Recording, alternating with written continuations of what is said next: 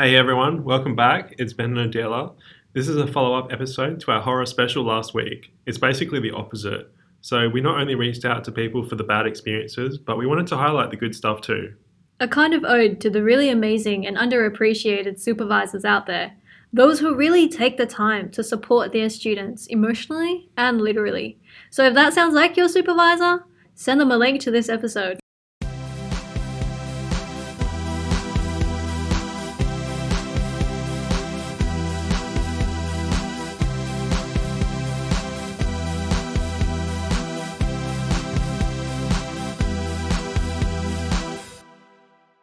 So essentially we'll be discussing, again anonymously, positive student experiences of amazing supervision. So the first one, in the words of the author, my current supervisors are amazing clinical researchers who are very patient and understanding of my past experiences and do not shy away from making themselves available for teaching me how to be a good researcher. They are very supportive and have never made me feel uncomfortable, which I believe is reciprocated when, as a student, you are vulnerable and open up about yourself to them. That way, they can see how best to support you in your career. Whilst maintaining professionalism, view your supervisors as your mentor and don't be afraid to reach out. I like that. That's good advice. View them as your mentors rather than maybe the typical, they are your boss kind of relationship. I think the label supervisor, got to take a step away from that. I think maybe in other parts of the world, in other countries, they stray away from the word supervisor and call them more advisors. Yeah. I could be wrong, but anyway. The next one. My supervisors are great. They are both very focused and very passionate individuals. This has helped me upskill and remain focused on what I am doing. They're very responsive and supportive. Despite the challenges we've had, I'm glad we are where we are today. It's good to work with people who have your best interests at heart and who are truly present and committed to the project, particularly as a PhD student.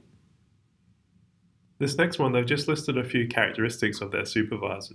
I love that. They've actually written down a few different dot points of which is really good, actually. Good things about their supervisor. That's awesome. I love that the first one is genuine. That's what you really want in a supervisor.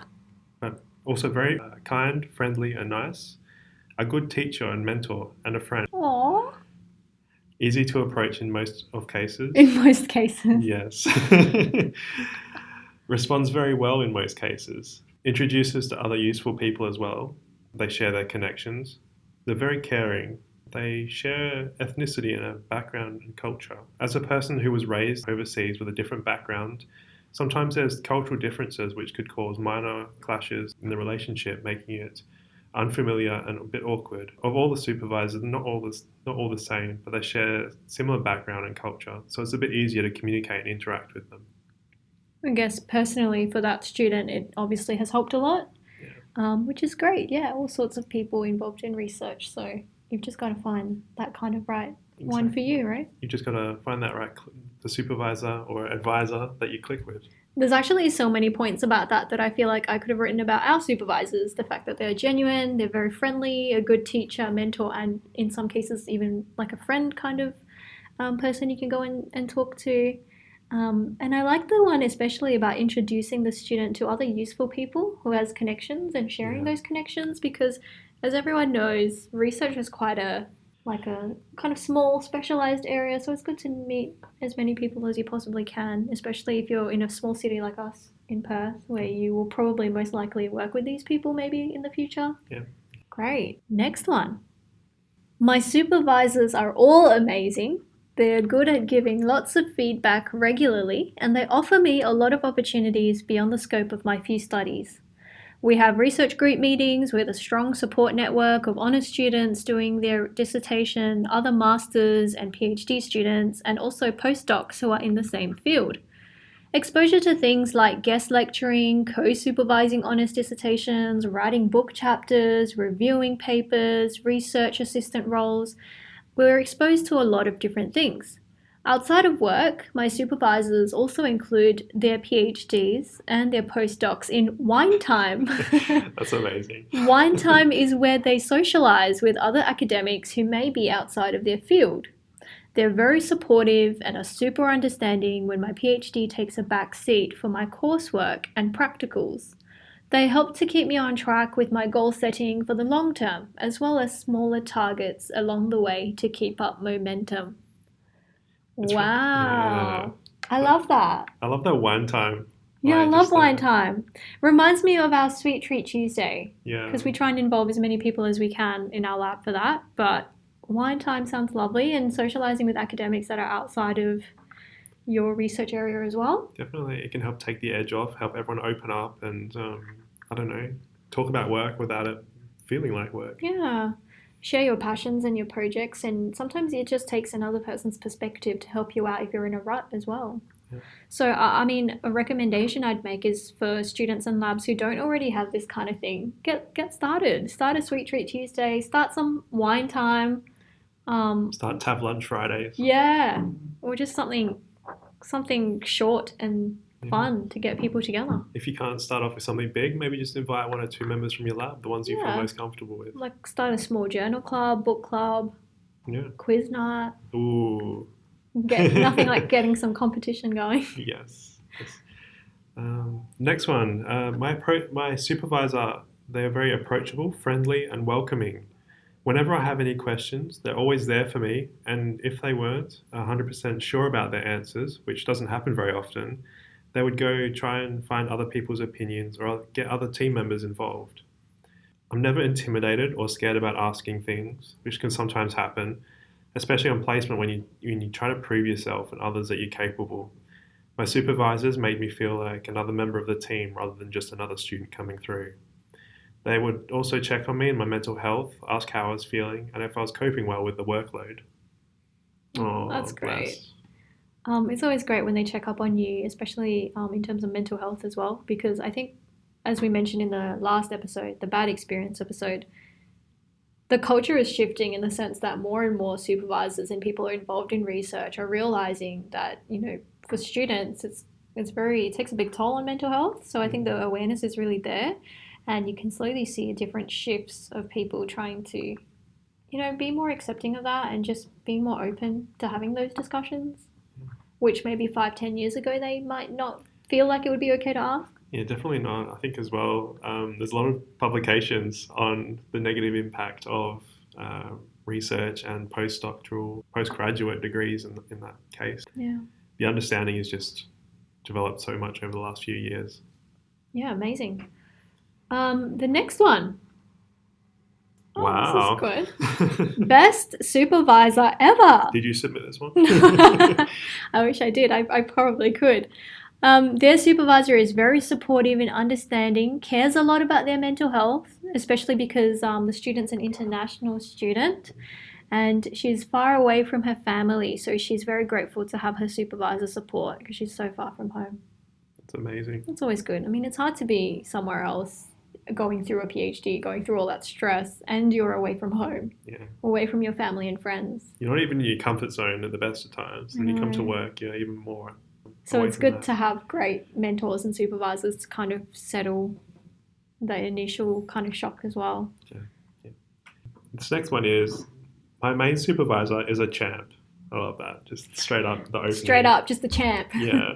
She always seems to read my emotions and mind and eases my worries, especially because my co-supervisor is the opposite and likes to put the pressure on. It makes a massive difference to have that mental and emotional support.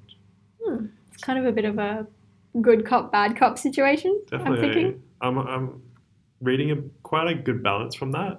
Yeah. So one kind of pushes you and motivates you to get the work going, and when you're stressed you can kind of go see the other one and be like, Exactly. I need you to calm me down a little.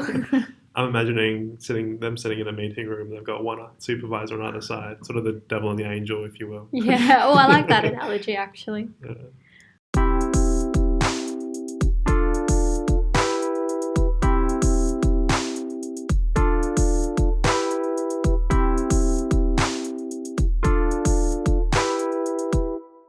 The next one is a couple of different dot points as well, so we can take turns reading out these dot points. And this person has said, dot point number 1, my supervisor was one of the rare good ones. He encouraged me to take time off when I was working too hard during my PhD. Oh. Yeah. My supervisor got me help in areas of my project that were not his expertise, which is a very rare thing in supervisors. He gave me space to design my own experiments and work through them. He let me make mistakes when I needed to, when it was also not too expensive to do so. During my thesis submission, my supervisor sat down with me for corrections for hours on end. He listened to my ideas and told me to read more when I needed to. He treated me as an equal at the end of my PhD and participated in a healthy debate about my project, which was not only boosted my confidence, but made me a good researcher. That's what it's all about, right? You going in, just learning the ropes, but then you have your supervisor teach you, mentor you, and guide you through. That sounds like such a healthy relationship. It does. That sounds so wonderful. So 5 or so dot points, 6 dot points on that particular supervisor. The next one. My supervisors take really good care of me. They give me plenty of opportunities to present my work and write articles. They encourage a good work-life balance, and they supported me with my scholarship application, ensuring that I was set up and not having to worry about working and supporting myself outside of my PhD later on. If there are any issues or major delays with my university or other supervisors that are involved, my supervisor will be my intermediary and ensure that all my issues are resolved. That's good. Yeah, It's always good to have someone in your corner who's got your back. definitely. Especially that sort of process, especially from universities or research institutes, they can sometimes put a lot of pressure on Could be young intimidating. researchers. Yeah, Could be definitely. intimidating, especially I know you've got like 3 or 4 other supervisors and maybe they don't work in the same building as you do and you kind of need someone to be like, hey, Exactly. help this student with this. Not necessarily research related, but need help still. Yeah. This other one, my supervisors really supported me during COVID. They really went above and beyond by ensuring the lab members were connected during lockdown via weekly Zoom meetings and email correspondence, and keeping us informed as the situation unfolded.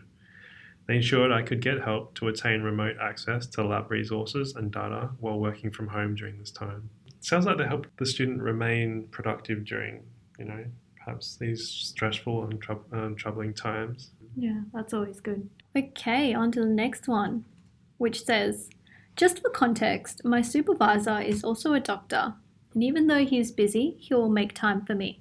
He will always ask how things are progressing or if I have any issues as he skates past my desk. He will usually stop whatever he's doing if there is an urgent email or form that I need his signature on. During a meeting, he will recognize that it is our time or project time, and if he is interrupted or someone calls him from the hospital, he'll say that he'll call them back. If I happen to run into him on the way out of work, he'll ask if I need a lift back to my car or to anywhere really. If he is having a late lunch, he will ask if our lab members have had lunch. It's really the little things that make a big difference for me. Oh, they sound lovely. That sounds nice, yeah. Yeah. I mean, considering if they're a doctor, they're obviously very busy all the time. Maybe they're on call or they've got busy time periods. It's good to look out for your students like that and make time for them. Yeah, he's clearly very mindful of everything that's going on around him, considering everything that's going on. My supervisors make me a better researcher by encouraging me to think deeper about my project, question my results, and what it all really means. My supervisors have been amazing and always supported me with balancing my workload and ensuring that I have a healthy work-life balance. They've been a tremendous support as both mentor and friends. I really couldn't ask more of such an amazing group of supervisors. Sounds good. And the last one. My supervisor has been more of a mentor and a friend to me over these last few years. They have constantly given me guidance and support, which has meant more to me than words can say.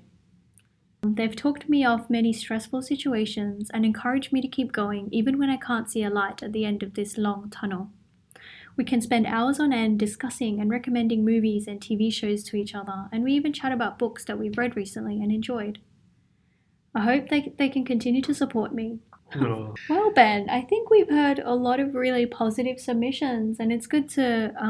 We were definitely a little bit down after the bad experiences, weren't we? After reading out all of those things in one go. yes, definitely. So it was great to end this one on such a positive note.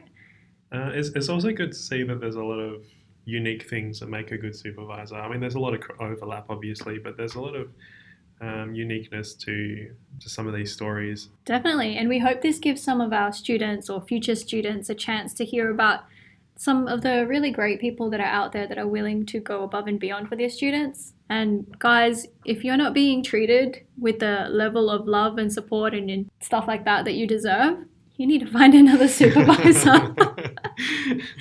No, go on the hunt. You'll find your diamond in the sea of pebbles. Exactly. And if you're at the other end, if you're looking for a supervisor to continue some research or your education, then you know exactly what to keep your eyes out peeled for. I like that. It's definitely worth chatting to a few people and, talking about different project ideas and meeting other supervisors and seeing which one you kind of maybe have a good feeling about. Definitely. And if you're struggling to gauge a supervisor, it's maybe a good idea if you can ask some of the current members of their lab. Yeah. And even before you start work with a particular supervisor, before you sign that form and lock in that contract, maybe ask around some of their previous students, what was it really like working with them? Because, those students would probably tell you the truth. Definitely will. We hope you've enjoyed this episode and found it quite positive and enlightening as we did. Yeah. We'll see you on the next one. Bye. Bye. Thanks for tuning in. To make sure you don't miss out on our structured rambling, follow us on social media. We are on Instagram, Twitter, and YouTube at So You Think You Can PhD. You can also check out our website on Podpage and Anchor FM. Please rate and review the show, let us know your feedback, and if there's anything you'd like to hear on a future episode. Or even just to say, hey, we'd love to hear from you. No. Serious inquiries only, please. Thanks again. Bye.